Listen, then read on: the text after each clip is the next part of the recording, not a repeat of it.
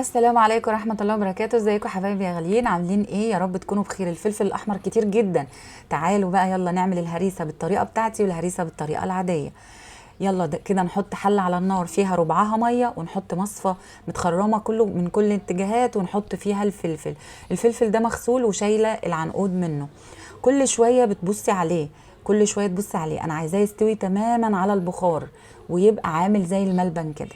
تمام. الطريقة دي انسي اي طريقه هريسه شفتيها، لان الطريقه دي تحفه وطريقه جميله جدا.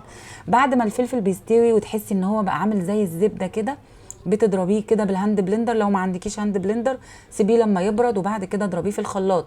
وبعد كده هتزودي عليه توم، يعني كيلو الفلفل هتحطي له راس توم، هتحطي له كمون وملح، وهتحطي له كمان زيت.